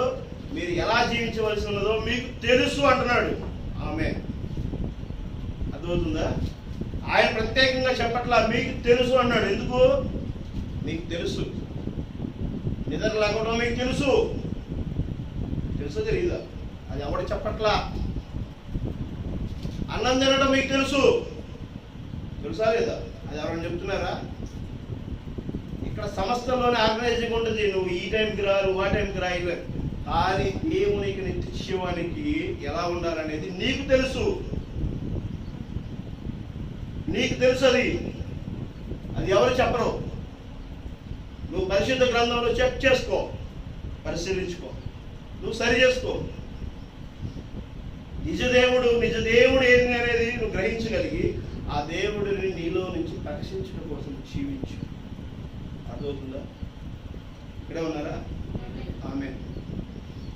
ఏదో తమాషాలు ఈ లోకపరంగా ఉన్నటువంటివి మన ఆలోచనలతోనూ, వ్యసనాలతోనూ, మరి కట్టుబాట్లతోనూ, లేదా ఆచారాలతోనూ, మనం ఉన్నటువంటి బంధంలో ఉన్నటువంటి పరిస్థితుల ప్రభావంతోనూ, మనం ఏదో ఆకతాయిలు చేయాలనేటువంటి కోరికలతోనూ, ఆశలతోనూ మనం ఏం చేస్తున్నాము? ఇక్కడ సంబంధమైనటువంటి విషయాలతో మనము ఆ పరలోక రాజ్యం నుంచి మనకి ఏర్పరచబడినటువంటి దైవశక్తిని మనం కోల్పోతున్నాం. అర్థమవుతుందా? ఈ ప్రపంచాన్ని ఏలబడేటువంటి శక్తిని మనం కోల్పోతున్నాం. ఈ ప్రపంచంలో జీవరాశుల మీద మన ఆధిపత్యాన్ని మనం కోల్పోతున్నాం. ఈ ప్రపంచానికి కావాల్సినటువంటి దాన్ని మనం ఇవ్వగలిగేటువంటి వెలుగు మన దగ్గర ఉంది, జీవం మన దగ్గర ఉంది, శక్తి మన దగ్గర ఉంది. దేవుడు నీకు ఇచ్చినటువంటి గొప్ప ఆశీర్వచనాన్ని నువ్వు మర్చిపోయావు. నీ దగ్గర నుంచి దొంగలించబడ్డాడు, దొంగతనం కాబడింది. తెలుసుకో. నీ దగ్గర ఉన్న విలువైనవన్నీ కూడా దేవుడు మరి సాతాను గడు దొంగలించాడు. ఏం చేశాడు? విలువైనవన్నీ దొంగలించాడు. దొంగలిస్తే ఏమన్నాడు మళ్ళీ ఆయన? చూడండి, మార్కు సువార్త 3:27.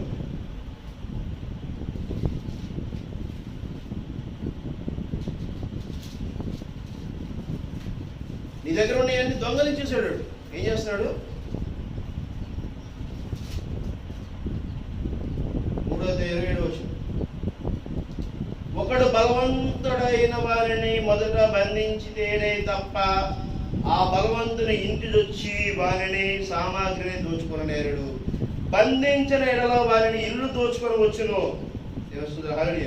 సమస్త పాపములు మనతో మనుష్యులు చేయు దోషులన్నీ వారికి క్షమింపబడును. కానీ పరిశుద్ధాత్మ విషయము దూషణ చేయువాడెప్పుడను క్షమాపణ పొందక నిత్య పాపము చేసిన వాడే ఉండును అని నీతో నిత్యముగా చెప్పుచున్నాను నేను. ఎందుకనగా ఆయన అపవిత్రాత్మను పట్టినవాడని వారు చెప్పిరి. ఆయన సహోదరులను తల్లియు వచ్చి వెలుపల నిలిచి ఆయనను పిలవనంపిరి.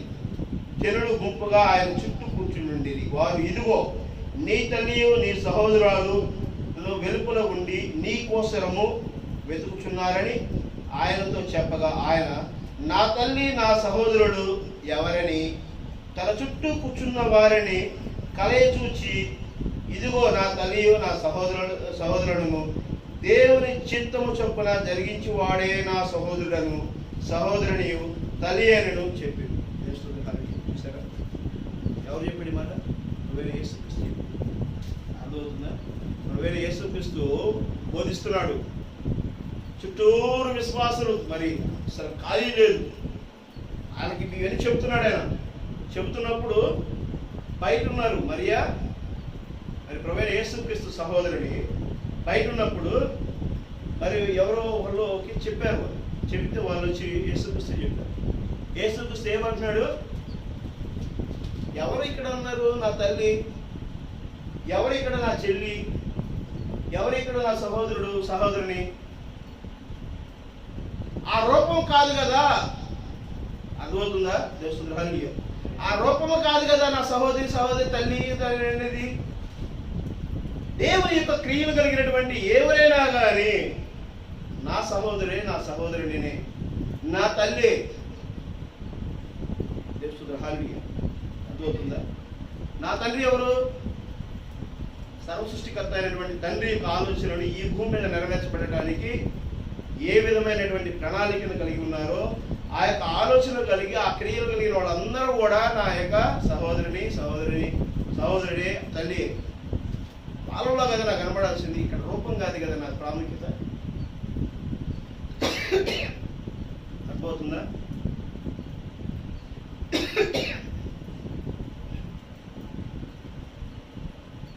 దేవుడు అంత పర్ఫెక్ట్గా ఉన్నాడు. పరిశుద్ధాత్మ అంత పర్ఫెక్ట్. నువ్వు ప్రభువైన యేసుక్రీస్తుని దూషించినా కూడా దేవుడు క్షమిస్తాడు. కానీ పరిశుద్ధాత్మను కదా దూషిస్తే దేవుడు క్షమించాడు. ఇక నీకు లేదు పరలోక రాజ్యం అర్హతే లేదు పరిశుద్ధాత్మ కనుక. పరిశుద్ధాత్మ నీ మీద నా మీద ప్రభావితం అయ్యి నడిపించడం కోసము ఆయన మనకి ఇచ్చిన కృపను మనం గ్రహించగలిగి ఉండాలి. ఆమె అర్థమవుతుందా? దేవుని హల్లెలూయా. రోమీయుల పత్రిక ఏప్రిల్ 13వ అధ్యాయం 8వ వచనం. ఏప్రిల్ 13వ అధ్యాయం చూడండి ఎన్ని దేవుడు మనకు అవకాశం ఇచ్చాడు. 13వ అధ్యాయము ఏప్రిల్ రాసిన పత్రిక 13వ అధ్యాయం 8వ వచనం. యేసు క్రీస్తు నిన్న నేడు ఒకటే రీతిగా ఉన్నాడు. అవును, యుగములకు ఒకటే రీతిగా ఉండను. దేవుని హల్లెలూయా. ఇందాక చెప్పాను కదండి, అనుకున్నాం కదా మనం. యేసు క్రీస్తు నిన్న నేడు నిరంతరం ఏకరీతిలోనే ఉన్నాడు. ఆయన యుగములకు ఆయన ఒకటే ఉన్నాడు. నీకు నాకు మాదిరిమైనటువంటి జీవితం ఆయన కలిగి ఉన్నాడు. ఆమె దేవుని స్తుతులు. హల్లెలూయా. రోమీయుల పత్రిక 3వ అధ్యాయము 25వ వచనం. రోమీయులకు రాసిన పత్రిక 3వ అధ్యాయము 25.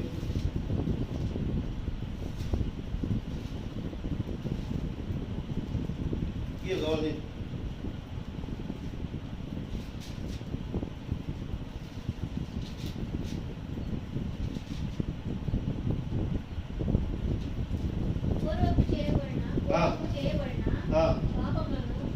దేవుడు తన ఒరిమి వలన ఉపేక్షించినందున ఆయన తన నీతిని కొలువపరచలేదని యేసు రక్తమందలి విశ్వాసము ద్వారా ఆయనను కరుణాధారముగా బయలుపరిచాడు. దేవుని హల్లెలూయా. అర్థమవుతుందా? ఇది గొప్ప వాక్యము. పూర్వము చేయబడిన పాపములను దేవుడు తన ఉరిమి వలన ఉపేక్షించినందున. ఉరిమి అంటే ఏంటి? కోపము బద్దలైపోతుంది అక్కడ, ప్రచండము. మరి ఆయన కోపము ఎంత అంటే దాని ఉరిమి వలన ఉపేక్షించను. ఉరిమురిమి ఆయన కోపం విపరీతంగా వస్తున్నప్పుడు కూడా ఉపేక్షించాడు, ఆగాడు. వీళ్ళందరూ నాశనం చేసే పరిస్థితి వచ్చింది, కానీ ఆగండి అని చెప్పిన ఆగి అంటున్నాడు. ఏమంటున్నాడు ఆయన? చూడండి అక్కడ ఏమని జరిగింది. 25 వచ్చింది. ఉపేక్షించినందున ఆయన తన నీతిని కనబరచమనని. ఏంటంట? ఆయన నీతి, ఆయనకు నీతి ఉంది కదా, ఆ నీతిని కనబరచడం కోసమే ఉపేక్షించాడు ఆయన. లేకపోతే నువ్వు తప్పు చేసిన వెంబడి శిక్షించేస్తాడు ఆయన. పాత నిబంధన గ్రంథంలో అదే జరిగింది తెలుసా. తప్పు చేస్తే వెంటనే తీసేసేవాడు, తనకి టక్మని నేర్పించేవాడు, గెట్ అవుట్ అనేవాడు. ఆదామనే అన్నాడు గెట్ అవుట్. నిన్ను నన్ను పెద్ద విషయం అనుకున్నాను. అర్థమవుతుందా? తండ్రి కోపము అలానే ఉంటుంది, కానీ కొన్ని నేర్పించడం కోసం కొంత ఉపేక్షిస్తావు, కొంత ఉపేక్షిస్తావు, కానీ తగ్గించుకుంటావు. ఏం చేశానంట? క్రీస్తు రక్తమందని విశ్వాసము ద్వారా ఆయనను కరుణాధారముగా బయలుపరచును. దేవుడెప్పటి కాలమందు తన నీతిని కనబరచు నిమిత్తము తాను నీతిమంతులను యేసునందు విశ్వాసము గల వారిని నీతిమంతులుగా తీర్చువాడనై ఉండుటకును ఆయన అలాగు చేసింది. దేవుని సోదరులారా, ప్రభువైన యేసుక్రీస్తు నందు మనం కనపరచబడటానికి, ప్రభువైన యేసుక్రీస్తును నీతిమంతులుగా, ఆయన శాంతియుతంగా, ఆయనలో ఏ పాపము ఏ తప్పు లేని విధముగా ఆయనని కనపరిచి ఆయన రక్తము ద్వారా మనల్ని శుద్ధీకరణ చేసి పాపం నుంచి విముక్తిని చేసి అలా చేశాడు. ఎంత గొప్ప ప్రణాళిక! హల్లెలూయా. 1 యోహాను 2:2 చదవండి. చూడండి ఎంత గొప్ప ప్రణాళిక మనకు దేవుడు అవకాశం ఇచ్చాడు.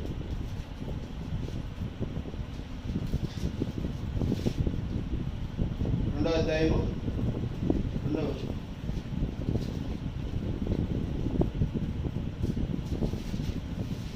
యోహాను 2వ అధ్యాయము 2వ వచనం.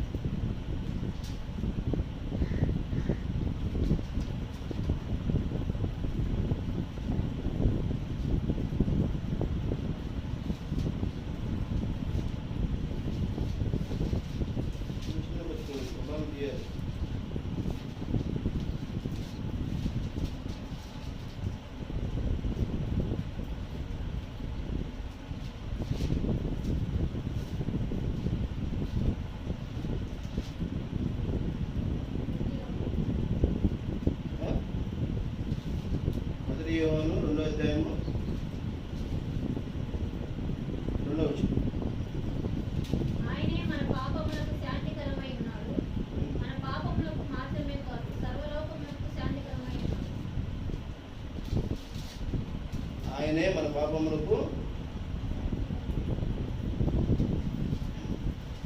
మన పాపములకు శాంతికరమై ఉన్నాడు. మన పాపములకు మాత్రమే కాదు, సర్వలోకములకు శాంతికరమై ఉన్నాడు. దేవుడు హల్లెలూయా. సర్వలోకానికే శాంతికరమై ఉన్నాడంటే ఆయన. దేవుడు హల్లెలూయా. మన పాపములకు మాత్రమే కాదు, ఆయన శాంతికరణం అవడానికి ఆయన మన పాపాలకే కాదు, మనకే కాదు, సర్వలోకానికే ఆయన శాంతికరమైన. ఎంత గొప్ప విషయాలు మన మధ్యకి తీసుకొచ్చాడు దేవుడు. అదవుతుందా? ఇవి విన్నవాటి విని మనం ఆచరించేటువంటి వేరు ఉన్నవా? ఇక్కడ నుంచి మందిరానికి వెళ్ళగానే, బయటికి వెళ్ళగానే బయటకు తీసేస్తాం, పక్కన పడేస్తాం.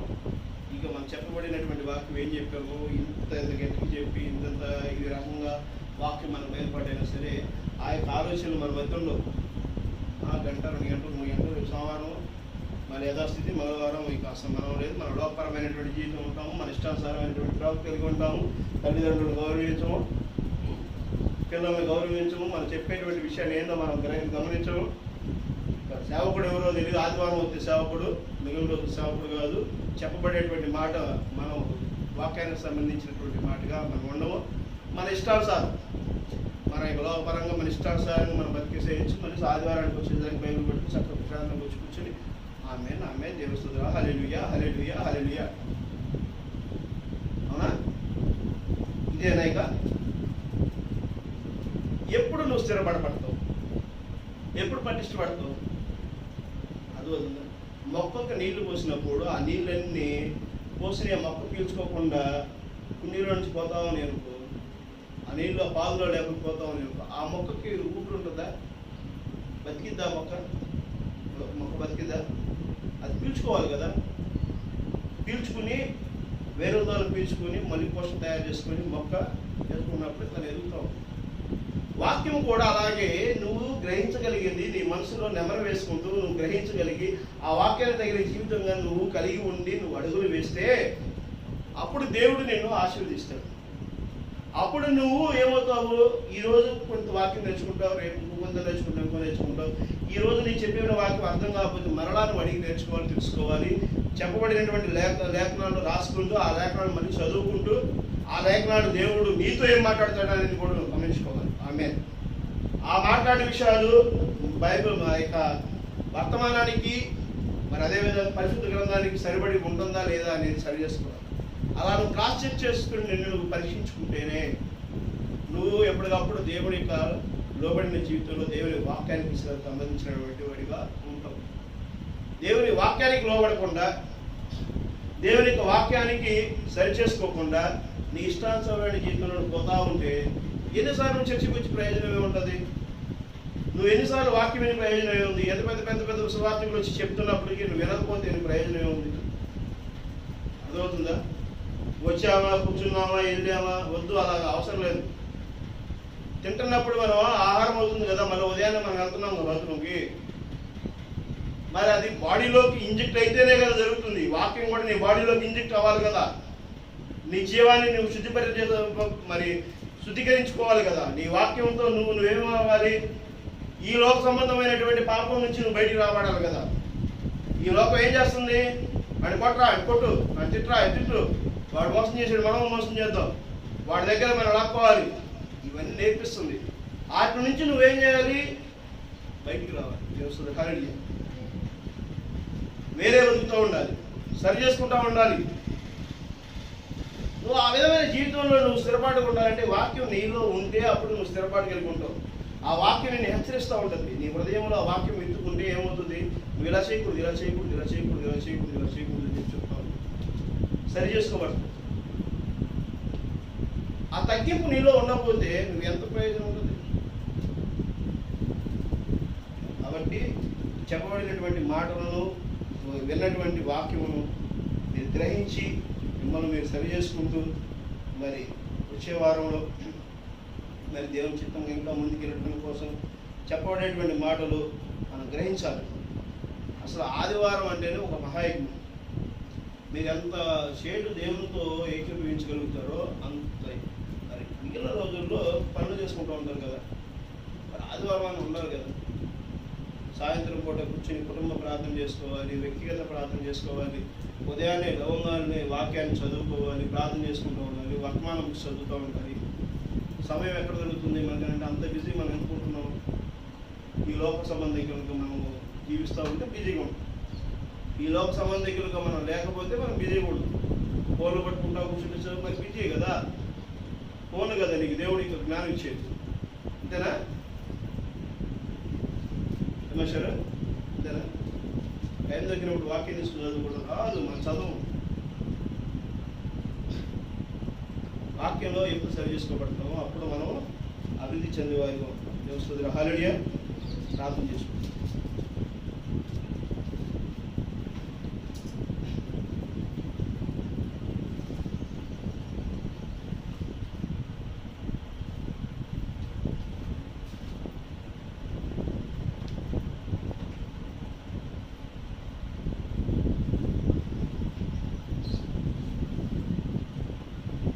పరలోకమందు తండ్రి, పరిశుద్ధమైన తండ్రి, ప్రభువైన యేసయ్యా, మీరు మాట్లాడిన ప్రతి మాట ప్రభువా నిత్య జీవం కలిగిన తండ్రి. మమ్మల్ని మేము సరి చేసుకొని మీ యొక్క వాక్యానికి లోబడిన జీవితంలో ఉండడం సహాయం చేయండి తండ్రి. ఇదిగో నేను వింటున్న ప్రతి బిడ్డను ఆశీర్వదించండి, సంఘంలో ప్రతి బిడ్డను ఆశీర్వదించండి. ఎవరైతే వారి అవసరాల కోసం అతని కోసం ప్రార్థిస్తున్నారో వారందరినీ ప్రభు దీవించండి. ఆయన ఎవరైతే ప్రభు ప్రార్థన అవసరం కలిగి మా కోసం ప్రార్థించమని మనసు కలిగి ఉన్నారో వారి కోసం మేము ప్రార్థిస్తున్నాం. వారి కుటుంబంలో ప్రభా వారి ఏ అవసరత కోసం ప్రార్థించాలని మరి ప్రభా ఆశ కలిగి ఉన్నారో ఆ యొక్క ప్రభా ఆశను మీరు నెరవేరుస్తారని మేము నమ్ముతున్నాం తండ్రి. ఇదిగోనైనా నిజముగా మా మనసులో అనుకున్నది ఇదిగో మీ యొక్క సేవకుడి ద్వారా మాట్లాడించి ప్రార్థన ద్వారా స్వస్థత కలిగినది. మరి మేము ఏ యొక్క అవసరత కోసం ప్రార్థించడం కోసం మనసు కలిగి ఉన్నామో ఆ అవసరత నెరవేరిందని ఒక రోజున ప్రభువా ఈ యొక్క మందిరం నుంచి ప్రభువా సాక్ష్యం పరిగణించి బిడ్డగా వాళ్ళని మరి తీర్మానం చేసి దీవిస్తారని మీరు నమ్ముతున్నాము మా తండ్రి. ఇదిగోనైనా చుట్టుపక్కల వాళ్ళందరినీ కూడా పేరు పేరున దీవించండి. మీ కృపలో నడిపించగలుగుతారని కోరుకుంటున్నాను తండ్రి. ప్రభా మేమైతే ప్రభా మాట్లాడే మాటలన్నీ వ్యక్తుంటండి. మీరే ప్రభా రంగం మీద నుండి మాట్లాడారని ప్రతి బిడ్డతోనే ప్రభా దీవించబడ్డారని వారిని ప్రభా మీరే ప్రభా వారిని దీవించారని వారితో ప్రభా మీరు సరైన మార్గంలో నడిపించడం కోసం ప్రభా మీ కృపను దయచేశారని మేము నమ్ముతున్నాం తండ్రి. వారిని మీరు ప్రభా ఆకర్షించారని ప్రభా వారితో మీరు ప్రభా గొప్ప కార్యములు జరిపించడం కోసం మీరు నిర్ణయించారని ప్రభా మేము నమ్ముతున్నాం తండ్రి. సమస్తమును సకలపరచగలుగుతారని కోరుకుంటూ ప్రభైన యేసుక్రీస్తు నామములో అడిగి పెట్టుకుంటున్నాం తండ్రి. ప్రభా కూడి వచ్చిన జనుడుకును కూడుకున్న నాకును ప్రభైన యేసుక్రీస్తు కృపా సమాధానము కలుగును గాక.